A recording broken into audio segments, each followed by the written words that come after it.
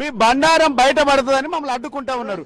ముఖ్యమంత్రి కూడా ఛాలెంజ్ చేస్తారు చాలా సందర్భాలు. 10 ఏళ్లకు 2.5 ఏళ్లకు చర్చ చేద్దామని. ఇప్పుడు గదే ఇప్పుడు అన్ని వస్తాయి. 10 ఏళ్ళకి నడుస్తుందా, 30 నెలలకు నడుస్తుందా, ముఖ్యమంత్రి వస్తాడా, ముఖ్యమంత్రి బాబు వస్తాడా, ఎవరు వస్తుందో తేలుతుంది కదా.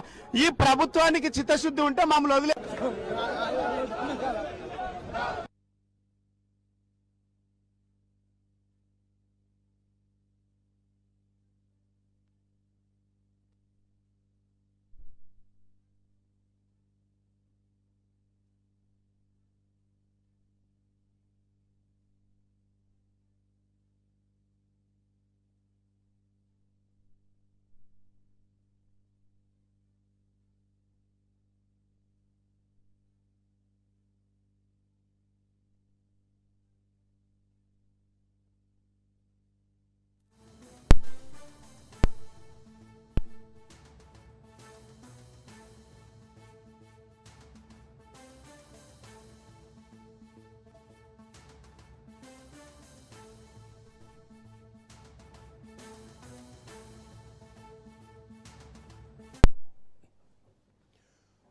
తెలంగాణ భవన్ దగ్గర హైటెన్షన్ వాతావరణం కనిపిస్తోంది. గురుకులాల విషయంలో స్కామ్ జరిగిందని బీఆర్ఎస్ పార్టీ చేసినటువంటి ఆరోపణలకు రియాక్షన్గా ఈరోజు కాంగ్రెస్ పార్టీ మంత్రులు ప్రెస్ మీట్ పెట్టి గన్ పార్క్ దగ్గర ప్రెస్ మీట్ పెట్టి చెప్పడం జరిగింది.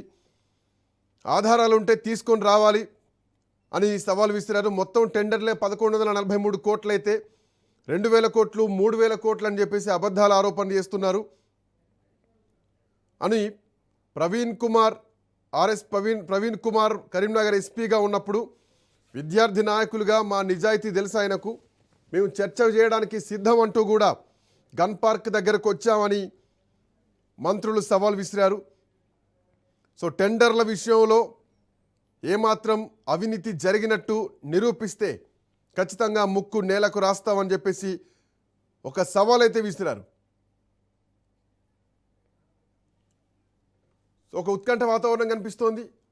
ఇంకోవైపు మంత్రులు గన్ పార్క్ దగ్గర ఇచ్చినటువంటి సవాల్కి హరీష్ రావు రెస్పాండ్ అయ్యారు. హరీష్ రావు గన్ పార్క్ బయలుదేరుతున్నటువంటి క్రమంలోనే తోపులాట జరిగింది. సో ప్రస్తుతానికి హై డ్రామా నడుస్తోంది, హై టెన్షన్ వాతావరణం నడుస్తోంది. హరీష్ రావు రోడ్డుపై బైఠాయించారు.